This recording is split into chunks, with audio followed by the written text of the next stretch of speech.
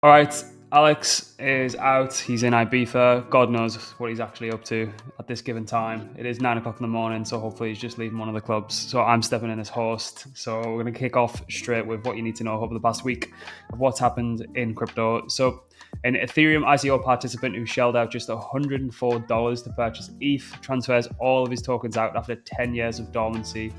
Now worth 1.5 million, making a 14,269x return. Fair play. Crypto exchange Gemini seeks to go public, targets the Nasdaq for listing. Grayscale SEC to greenlight the Dogecoin ETF. Ticker GDOG, which is great. Ronin is looking to set up camp as an Ethereum L2. Coinbase wraps up 2.9 billion Deribit acquisition. BTC hovering around the highs. Obviously, I had a slight dip on that recently, but SpaceX BTC holdings surpassed $1 billion threshold, might be slightly under at the time of recording.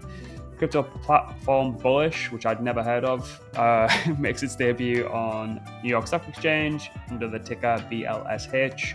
Thailand launched the tourist DigiPay scheme on August 18th, allowing foreign tourists to convert crypto for baht using a QR code payment system. Japanese regulators are looking to green flag their first yen-backed stablecoin this fall. Bitcoin miner Terra Wolf signed a 10-year hosting agreement with the AI cloud platform FluidStack. Google to back the deal by chipping $1.8 billion in for a return for 8% equity stake.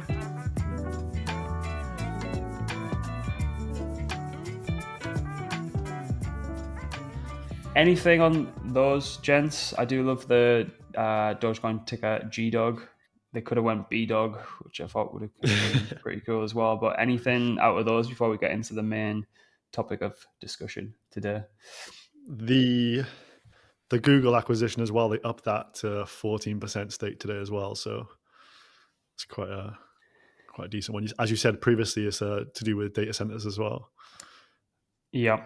And I will say we do have an esteemed guest who the last time we actually seen, we got KP from Anisha. The last time we seen him, I had my belly out in a bar in Thailand, being felt up by an ex-lady boy, I think. So, Mr. Paul, lady boy. Bought him way too many drinks that night, and he just kept molesting me. It was a good time. So much of a good time. You guys had to go back and see him. So yeah, I feel like they shouldn't do conferences. I understand when they do conferences in boring places now, because when you do them in a place like Bangkok, it's just fucking, you never get anything done, and when you are getting things done, your head's absolutely spinning still from the night before. So 10 out of 10 would do again. yeah, 100%. I've learned my lesson at all. We'll be there again. So I think the story of the week, Jensen, there's a lot of moving parts with this one, but story protocol, like, let's just give a bit of context here. This was an L1 that raised a significant amount of money, backed by all the familiar faces, seemed to have played the playbook extremely well. We actually hosted them on the podcast, so we got sold down the river on that one as well. An L1 dedicated to putting all of the world's intellectual property on chain. I remember distinctly a lot of their promotional videos and a lot of their buzz lines were that they had a total addressable market of around something in the trillions.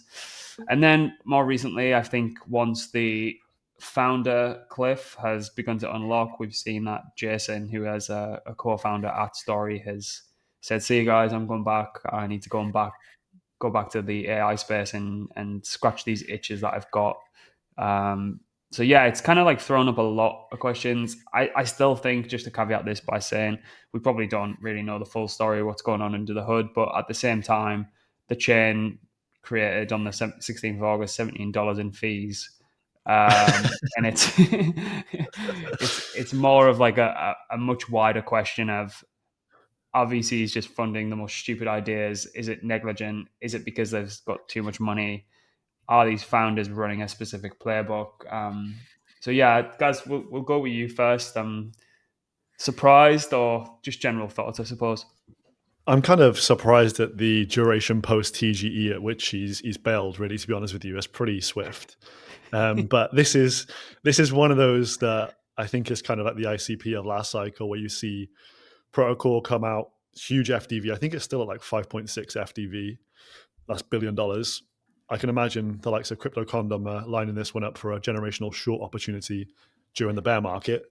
But it was one of those ones where they've clearly either nerd sniped the VCs and then they've come to like our neck of the woods and been nerd sniping everyone, because Story was like a big story when it first come out, did all the rounds, etc.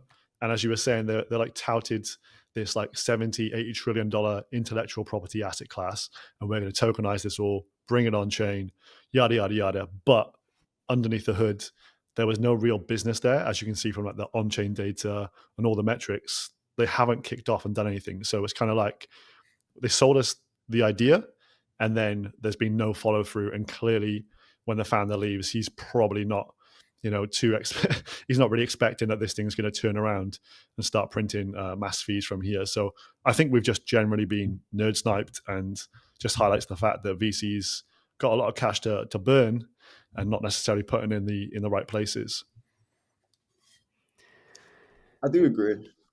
I think that the biggest thing, right, is that the fact that we all kind of knew that there was a 6-month cliff, and that 6 months and 3 days later the guys left. It doesn't exactly leave you with the most amount of trust that this isn't something that he's been considering for a long time. But at the same time, like if he has been building this out for 3 years and 6 months or however long it was, it's been a lot of time and effort to get into this point. And if he's sold us this vision that this is $1 billion trillion project and we believed it, then I don't know who the real bigger fool is here, right? I never truly understood on-chain IP anyway, but someone must have been bidding it. So a few kind of like high-level metrics. So today, currently sat at $5.55, 1.68 billion market cap, and then 5.6 billion FDV, and total raise. Right, let's have a guess. If you don't know off the top of your head, how much do you think they raised from pre-seed to the latest round? Which was obviously there's been that kind of discounted token sale, which has kind of caused a stir recently. We'll go all in, accounting for the recent 82 million as well. But on top of that, let's go around the room. How much do you think collectively they've raised all in? 100 mil. I would have said that. I think it's got to be a big number. 125. So including the recent 82 discounted token round, 216 million. Where's the meat on the bone for us, eh? It sounds like there was like a 3-day post 6-month cliff, because he's been on a fucking bender for the past 72 hours. He's with Alex and Ibiza. Yeah. He's with the final boss in Ibiza, just getting absolutely battered. Grant, when you see stuff like this, though, do you just put this down as like clear soft rug? Is that where you would mentally put this? Like the intention was there probably from the start. I think both things can be true without a single person admitting it. I feel like you'd set off with good intentions to actually go and do something, but I think the real problem is this is just a playbook. Like, you've seen the Aptos founders doing it. Like I feel like the Sui guy went to step away and then hasn't stepped away. So like, fair play if he's going to stick around. But there is a very, very clear cookie cutter process of get cracked out dev who's probably interned at Fang or Meta or DeepMind. Hence, like Jason was at DeepMind. Give them like the biggest, most obtuse total addressable market play. Slap an L1 on it. So you're getting each of those has got its own individual premium. And the whole is greater than the sum of its parts. Take it to A16Z Crypto, who have got so much assets, so much capital under management that they can't physically allocate it to anywhere, and then just sell them the dream and get them in on pre-seed, get them on every follow-on round. And at the end of the day, it's like, I feel like the big funds have got a huge part to play in this, and I feel like they are predominantly at fault because they never really get a lot of the kickback. I feel like they have to. Their business model forces them to raise as much money as physically possible for the management and performance fees, and I feel like the industry just isn't big enough with that large amount of quality projects that actually allocate at size towards. So that's why you start seeing like the Eigen round was purely led by A16Z 100 million rounds. Like they can't physically allocate that money anywhere else. And if you're just going to put it into the majors, they're not a liquid fund as well. They do have a mandate to invest early on. The space isn't big enough. But so it's, I feel like the book has to stop with them. But at the same time, you've got to think like, well, if that is a playbook and that is an arbitrage in and of itself. So if you're willing to actually go and do that and play them at their own game, like fair play. Like it's obviously not good for retail investors because you get, what I don't like about it is I'd rather just someone just create a fart coin and just like everyone knows where they stand there. It's like it's purely a speculative play. Don't kind of dress it up as if it's this super high snipey gigabrain protocol, and then at the end of the day, it's just a fucking meme coin anyway. But there's arbitrage at play there because the big funds can't allocate properly, and I think smart people are just coming in and saying, "Well, we'll have a little bit of that money." Yeah, fair. I think. Did you get any like veneer of bullshit when you did the interview with him? Like, was there a bit of a he's trying to sell you on this product more so than, because obviously you speak to a lot of genuine builders in the space as well. Not to say he wasn't genuine, but did you get a little bit of an inkling that something was a little bit off? Or We had a shit ton of media requests. Like we get them like inundated with media requests. Oh, we've got this great founder. This is why it'd be good for them to come on here. And 99% of the time, we just like say, "Fuck off, can't be bothered." I'd rather do something like this. He was very well rehearsed. He's very likable. I feel like he's probably a very, very smart kid. And not that there was like any air of bullshit whatsoever. I just feel like that profile of really, really smart young guy probably fit what you'd expect from like a really talented founder to be able to then actually go and the optics worked for them to be able to go and sell that product, if that makes any sense, for like his specific profile. And I think he's probably going to go on and do something brilliant. Do you know what I mean? Like it's probably just set him up for the rest of his life. But at the same time, there's also probably a lot of people holding their talk and thinking like, what the fuck have I actually bought here? And like from a perspective now, it's like, it doesn't look great, does it? How old is he? I think he's like early 20s. At some point, I kind of just do respect it.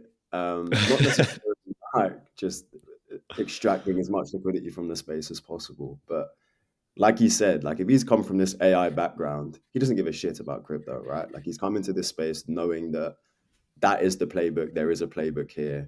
There is money to be taken from, probably like you said. I mean, the majority of that money that he's got is likely from like liquid funds or VCs rather than actual retail itself.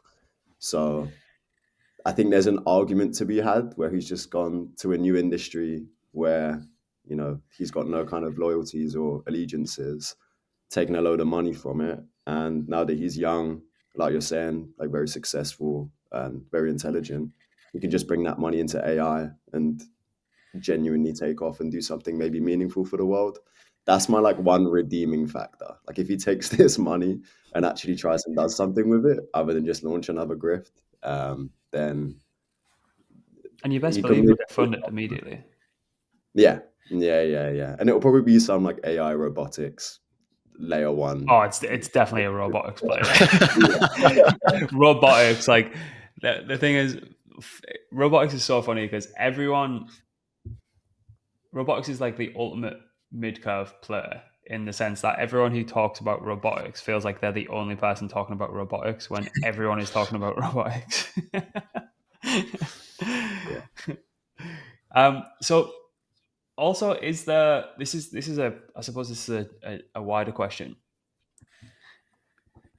Is there a problem with token vesting schedules being too rigid and not dynamic enough. And I feel like we've got the underlying tech to allow it to be dynamic. Like I know a lot of DAOs now have clawback structures in place. So if tasks aren't getting completed, then or KPIs aren't getting met, then like we do have like the contracts and the capabilities of actually doing stuff like that now. Is there something to be said there where even just if you look at a token distribution chart, is team allocation not granular enough? Like, does that Yeah. need to be like broken down into each individual person? Because what I will say is the team that gets you from 0 to 1 is usually not the team that gets you from 1 to 10.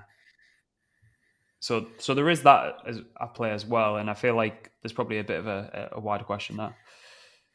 Yeah, maybe there should be some form of governance where they have to actually hit certain KPIs to actually unlock the tokens. It's not like there's a clear cliff in 18 months' time. If the market sustains, this kid's worth 9 figures plus.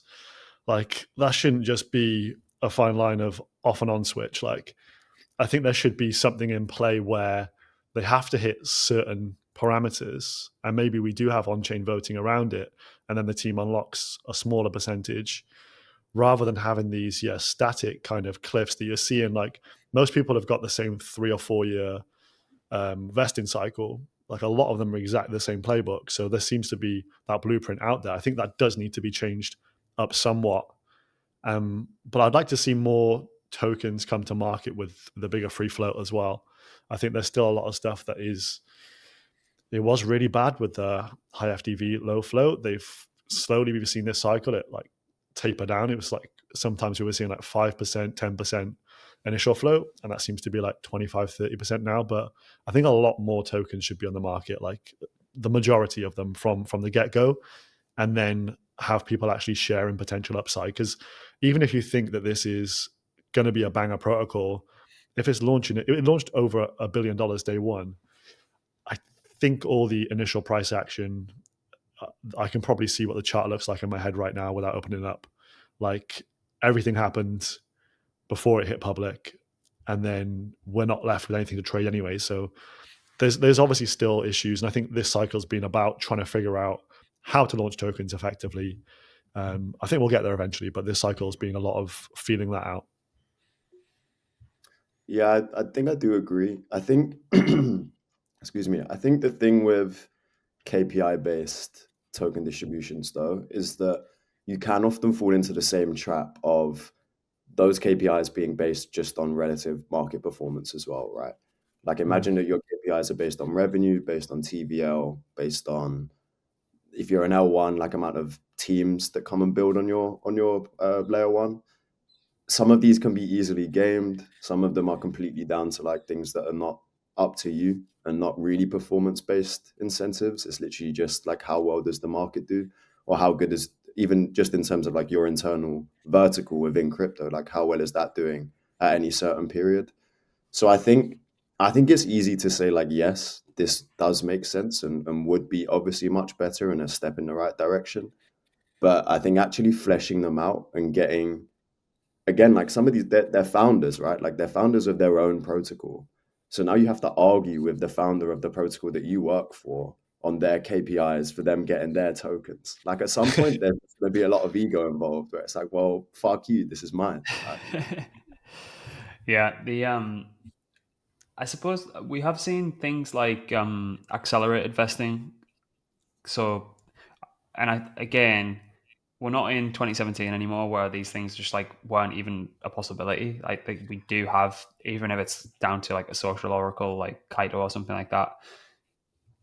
There's been kind of like an airdrop campaign where let's say you get 50% at TGE, and then if you want the rest, then you have to continue to contribute in the same vein that you were pre-TGE, that allowed you to rack up the same amount of points or social scoring or whatever the fuck that might be. So there is route for accelerated vesting, but again, at the end of the day, I think it'd probably get bastardized on both fronts, where predatory founders would promise their core team a lot, but tie a lot to incentives. And again, like you're saying, KP, if sometimes just like markets turn, you physically can't do anything about it. a lot of people working for an awful lot, like for not a lot of money, and I could see that becoming an issue. And at the same time, what I feel like you could do is it would probably get telegraphed what these KPIs are if there was going to be an unlock that was tied to them, and that just get gamified as well. So like, so it is a very difficult product to kind of fix. But at the end of the day, it's like, I don't know. I don't feel there's like, I think there's only trade-offs, not solutions at this point. Right, we'll move swiftly on to the Circle announcement with the new L1. We're back in L1 mode. Let me just find the link.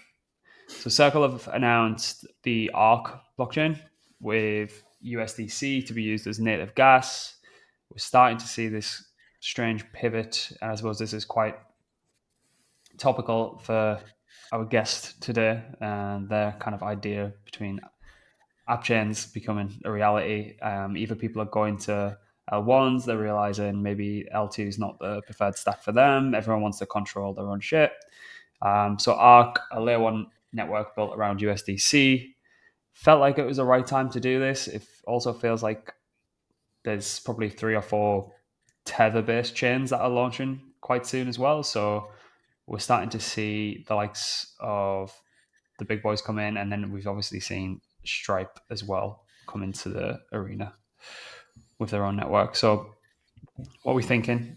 Bullish, bearish? Is it needed? Not, I don't know if it's needed per se, but I think it's like just the obvious route that they're all going down.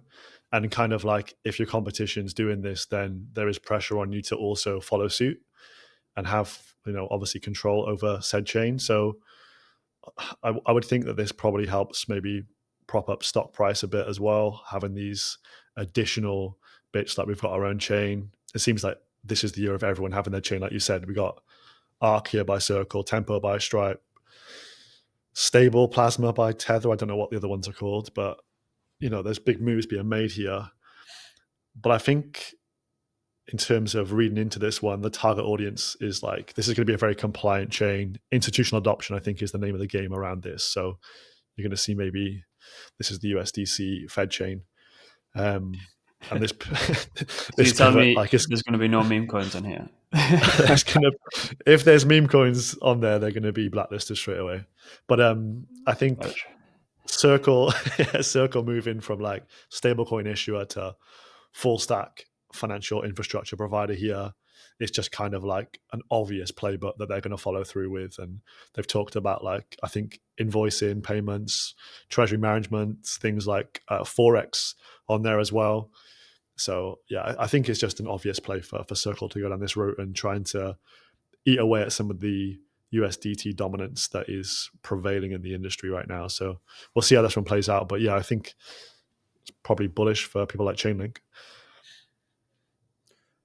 Yeah, I think I do echo the same kind of thoughts as well, where like, is it necessarily something that we need right this second? Probably not. I mean, Circle themselves have invested quite early rounds into 2 of them already. I know of Noble, but I don't remember what the other one was. So like, they've obviously had this vision for a while that like, this is a good idea to have an L1 dedicated to this kind of thing. What I'm struggling with, to be honest with you, is that, okay, stablecoins as a product, like absolutely, probably, if not the best thing that has come out of crypto, is certainly in the top 3. Something that I use every day, something that I would rather transact in than fiat. I'd have no problem just using a credit card for everything stablecoins. But like, as an investment, what makes me want to invest in this kind of L1, right? Like, what are the things that makes this interesting to me, and that there are some upside? Because if I could bet on the upside and the growth of stablecoins, then absolutely, like, of course I would, and anything that you could do to leverage that would be unreal. I think we're all kind of in agreement that stablecoins are just going to continue to go up in terms of like dominance and market share. But it is just still remains to be seen, other than just creating this narrative through marketing and through words. Like, what does this really mean? What does this layer one actually mean? And is it something that I would want to invest in? I guess we just don't really know the details yet. But yeah, and like the aim of the game here is with stablecoins, it sinks demand and, I suppose, velocity of money. And so if these guys are wanting to create an L1 where they can take it to the big banks around the world and say, look, we're going to be the settlement layer, how about you come? Because there's going to have to be some security layer here, like, and a lot of it, as I say, it's in USDC. So there's going to be a shit ton of capital that's going to have to get staked, I assume. I don't know what the architecture is at this point, but if that is a permissioned validator set of maybe like 12 of the biggest institutions on the planet, and they're going to be all sat there eating every single time a transaction goes through, I think it's a pretty good pitch, to be honest, to actually be able to take that. And if anything were bad to happen, I feel like like being able to coordinate, I don't know, select 12 amount of people to be actually going to get this shit pulled and then put back up online. I feel like that's definitely possible. I do get concerned that there is an ongoing, right, it's Circle is the USDC and New York City stablecoin of choice, and then it's versus Tether. But then I've also seen Paolo and Trump getting really pally as well, so he's definitely playing that game. I just don't know who wins. I feel like it's really good to have the competition at the same time, though. Yeah, I think you're going to see just stuff put on there that's just for institutional adoption. I don't think this is going to be something that end users are really going to touch. Like, it's going to be banks that are interacting with this. So I just think it makes a lot of business sense for them to do this, and they obviously want to corner the market in the US. So someone's going to be the big boy in the US for enterprise. So it looks like Circle is going to be that guy potentially. So maybe bullish for the stock price. Yeah, I think so as well. I think that, if like you said, Grant, they're able to capture even a small percentage of those revenue and transaction fees, especially going through settlement for all of these enterprises, like, I mean, that is, now that you say it, that is like a massive revenue generation event, and also just a really good use case of crypto, right? Like a nice way to highlight what crypto can provide for the world, and therefore try and claw back some of this public perception of crypto that we have. So I think after this conversation, I am actually pretty bullish on it. I think it would be nice to have something in crypto again where the normies go, okay, this is real and this is tangible, right? There was a report this week that said by 2030 there should be $1 trillion in stablecoins, and it was really weird because it kind of cut through to regular Twitter, and everyone was like, yeah, that's not going to happen, that's not going to happen. And then there was obviously some people who were inside the industry being like, that's probably 3 to 5x too low. Like by 2030 you've got like what have we got, 5 years? I'd probably say about 3 to 5 at like top end, but honestly, like I thought that prediction of 2031 trillion was way too low. I think this month, if you looked at Circle, if you looked at USDC's market cap, it's up like numerous percentage points, like numerous. I think it was up like 3 billion from like 62 to 65 bill this week post this announcement. So the rate, like, it's one of the charts I always go to every morning. Just pull up DeFi Llama stablecoins, and it's just hockey stick, and you're wishing your altcoin portfolio looked the same, but it's inherently bullish for crypto. They're only 2 clicks away from aping Fartcoin, brother. But it is just one of those clear and obvious stories that stablecoins are really ticking up in crypto. And as you say, maybe people outside of our echo chamber don't think that this is, big time yet. And maybe we have that advantage sitting in front of us that we can see what's going to occur. But maybe we're not making full use of that and putting our money exactly where that should fall. I think KP is right in what he's saying, though. It's because it's so second nature for us. We have this very unique and probably asymmetrical advantage to understanding that it's quicker, better, faster, cheaper. Every other kind of performance metric is just infinitely better. until you start using it, I feel like regions where they solely rely upon it for remittances probably have an edge on that as well. I think the rest of the world just takes a little bit longer than you'd even anticipate to actually come online. And that's kind of like why I think DeFi is probably the most undervalued asset class on the planet. I feel like what we're seeing with stablecoins now is early adoption. And I still think it is early adoption, which I still think has probably 5 to 10x growth in the coming 5 years. I feel like that is like a left translated cycle of what will happen to DeFi as well. As soon as like this starts, because we know how good of a product it can be, just takes the rest of the world like that much longer to actually figure it out. Like sometimes it's really, really difficult to appreciate you're doing this all day, every day in a very, very niche corner of the internet. And for that to actually get traction in the real world, there's a lot of hurdles and there's a lot of things that need to happen and fall into place first. But I honestly do think off the back of what we've seen with the stablecoin, I suppose the hyperbolic growth, which is going on now, I feel like DeFi is going to have the same time. Well, there are some people that still aren't using AI. Do you know what I mean? Like there are some people that have perhaps never even touched ChatGPT, would never even imagine. And like that to me is just so insane. And all of my friends now are using it, but like I couldn't even imagine my parents doing it. Whereas could I imagine them using stable coins just for payments without actually knowing it? Yeah, absolutely. And there are going to be teams that do that well, especially with, I mean, as we were saying, right, like it's a perfect opportunity to talk about like the app chains as well, like just the rise of these app chains, being able to tailor their architecture for these specific things and not feeling like they have to have a home on one of these L1s and having to really probably do some like pretty intense risk profiles for, okay, if I want to build a product on XYZ layer one, I need to make sure that they're around in 10, 15, 20 years. Like if I want to be a longer term business.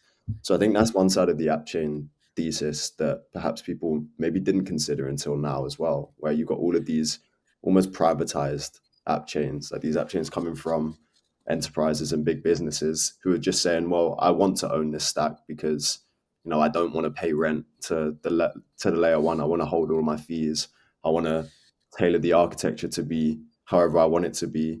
And I think that because of that highly like customizable aspect and just being flexible with how you can build, I think given that this is the cycle of app chains, I would say, I think next cycle we're going to see more like exotic products coming out of app chains just because of that kind of limitless potential, right? Where even just transaction ordering, something that Hyperliquid would have done very well. Being able to own your stack and earning those fees, taking that revenue in. I mean, on Anisha, we have one of the on-chain games, Tamagotchi, and they're earning over $1 million ARR just from on-chain fees, right? Like that's revenue straight to their business. They can then go and use to develop products. So I do think that next cycle, like I said, with this like customizability and flexible, or like just how flexible app chains can be, I think some of the products that we get specifically in DeFi and specifically in maybe stablecoin payments as well will be more interesting and more optimized for their purpose. And I'm excited to see that because DeFi is the reason that I'm in the space. Yeah. So it's like last week and the week before, KP, we had the question of,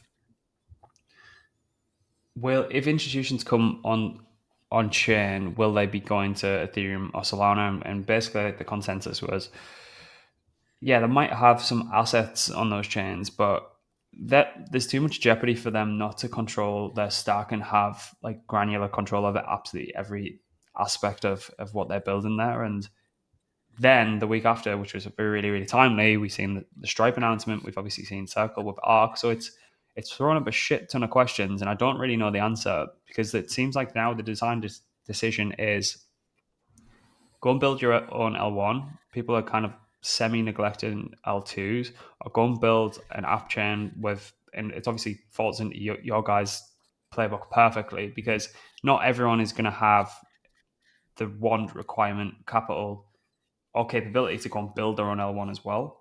So it's like now I feel like that was a real pivotal moment on the consensus of what you actually go and build. Like, do you just go and build on top of Solana? Do you go and build an L2? And then Robinhood kind of like started to claw everything back towards the L2. And then now we're starting to see L1s and app chains pop up. So it's like it's completely wide open. But I really feel like there's been a shift in the design choices that will be happening going forward, and it's for good reason as well. You best believe Circle have had a look. One of the most well capitalized team on the space. They're gonna have done the due diligence, same as Stripe. So Yeah, I think you're spot on when you say that, okay, they're maybe going to have capital on these layer ones, right? Because it's not a perfect solution. You don't immediately get liquidity on your new L1, right? So you still need to incentivize liquidity to come over, or you need to make it very easy for you to be able to move it from X to Y. So another thing, obviously, in the app chain thesis is that like you're going to need pretty good bridges as well to be able to interconnect all of these places. So I think we'll see bridge volume skyrocket over the next couple of years as well. And there'll be a team that does that better than anyone else. And it's probably a good bet to bet on as well. Something that I've written down for next cycle just to try and find that team, because I do think that they'll do very well. But yeah, like there is still the chicken and egg situation of, okay, I have my own L1 and it's perfectly optimized for this specific app that I've created, but I still need to bring liquidity over. And like that is the benefit that Solana and Ethereum perhaps will give you, especially Ethereum, right? Like you can tap into billions of TVL immediately off the bat and probably get some good support from those teams as well. I don't necessarily think that's the end of the world, though. I mean, we've seen it with Hyperliquid, right? Like even the Hyperliquid bridge for a long time, I mean, even still isn't fantastic. Like it isn't amazing to get into. I only like it is for us because we know maybe some of the peripheral teams that are dealing with moving into Hyperliquid. But like if you were just a new user gone straight onto Hyperliquid and you want to deposit, it's not necessarily the easiest thing in the world. Yet when they've when still you say Hyperliquid bridge, you mean the actual bridge and not Arbitrum? yes, yeah. That's what I mean. The unofficial bridge. Yeah. So right, like we know that there are these other ways to get assets on, and that's how pretty much everyone is doing it, right? And there's billions of value on Hyperliquid done every single day. So I don't think that it is a problem. I think there is a bit of a cold start problem, and you might have some of these app chains take a while to take off. But I mean, like, I wouldn't be working at Anisha if I didn't think that app chains were the future. And I think that with Hyperliquid, even Unichain, I guess, there's somewhat of a success story of it. But I think the more that we get these success stories from app chains, the more people are going to suddenly start paying attention to the fact that, okay, if this is the new way going forwards, then, how do I prepare myself for that? And does that mean that things like Solana and Ethereum are going to lose market share? I actually don't know. I don't know the answer to that. Absolutely. So, like, last one we'll get into before we wrap up is quite a funny one. So,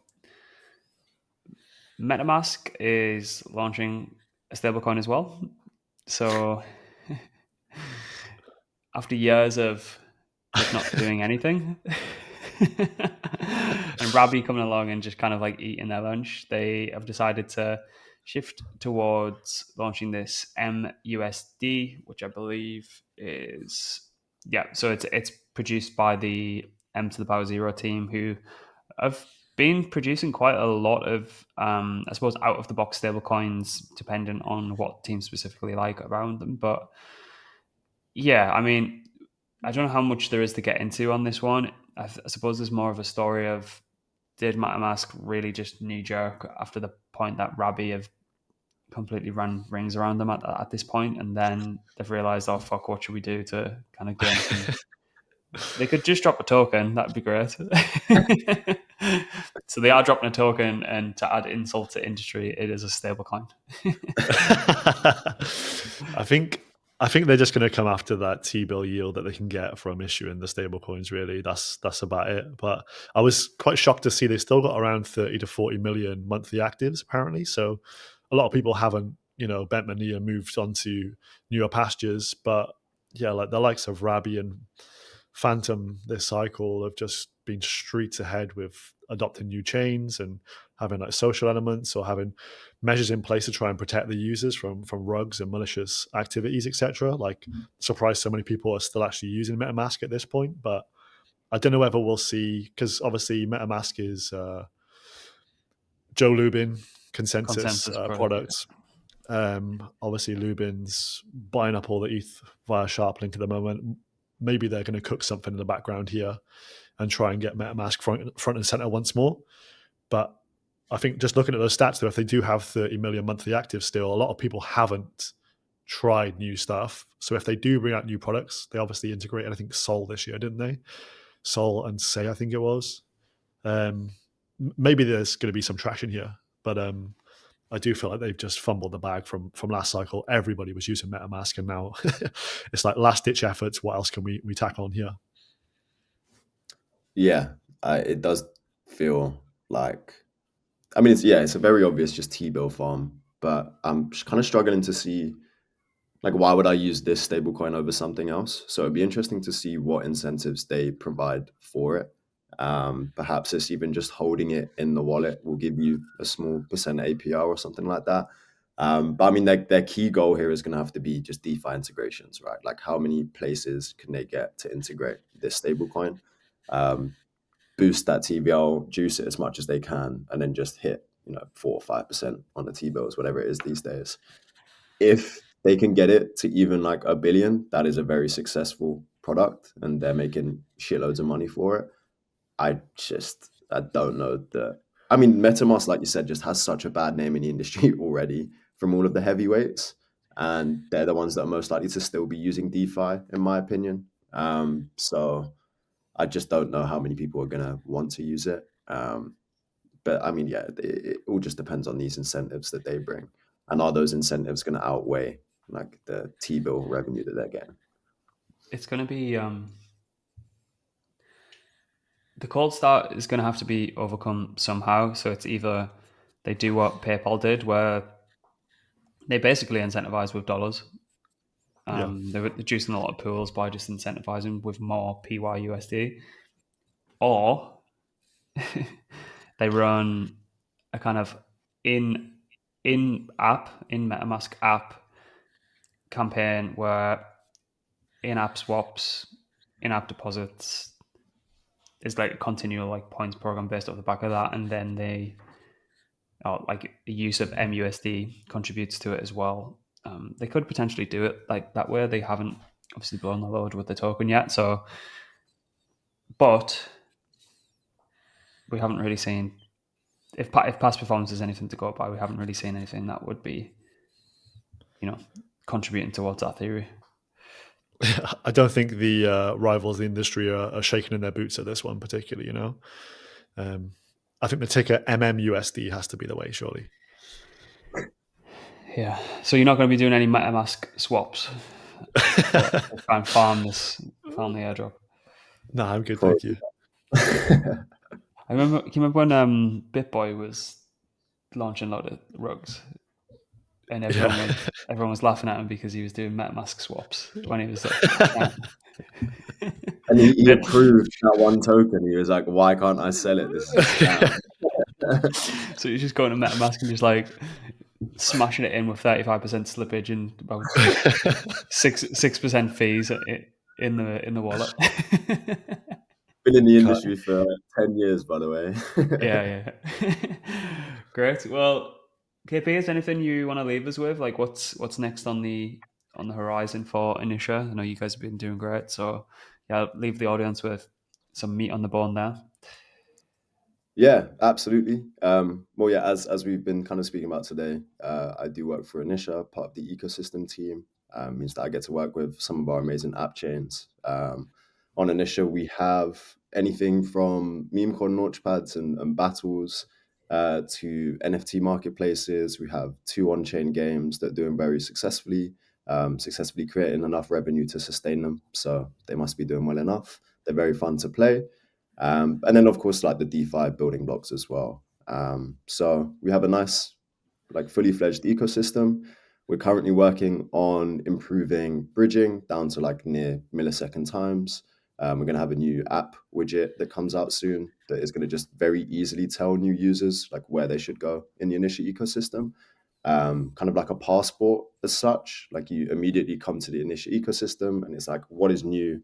What is there to do? How many, what are the best opportunities to be had right now?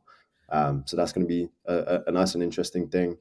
I think just for the average user here, I think that has listened to this podcast and has heard about obviously the app chain thesis and the rise of all of these app chains. I think Anisha is just a good way to kind of understand the app chain thesis and really build on the positives that it brings.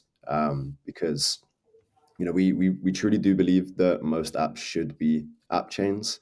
You should own your own architecture. You should own your own stack. You should be able to earn your own revenue fees and not have to pay them to a layer one. But then you should also have this incentive alignment with the layer one itself. So like we pay for their security, we give them incentives based on like how much in it TVL and demand that they produce. So I think it's a good case study into what could be in the future. The future of crypto, these interconnected app chains where every single one of these apps has their own architecture designed specifically for, their own purpose. Because I think it's silly to admit or to think that an NFT marketplace, for example, would need the exact same architecture as a money market or a fully on-chain game. So if that's silly to admit, then I think you can be a core believer in the app chain thesis and therefore Anisha as well. Yeah, absolutely. So go and get the jump on it and even just try it out to get your head around the architecture if you haven't already, because it is different, but it makes a hell of a lot of sense once you actually use it. So yeah, gents, thanks so much for your time. We will see you next week. If you enjoyed that one, please do the dirty and give us a like and subscribe as well. All right. Cheers, boys. See ya. See you later.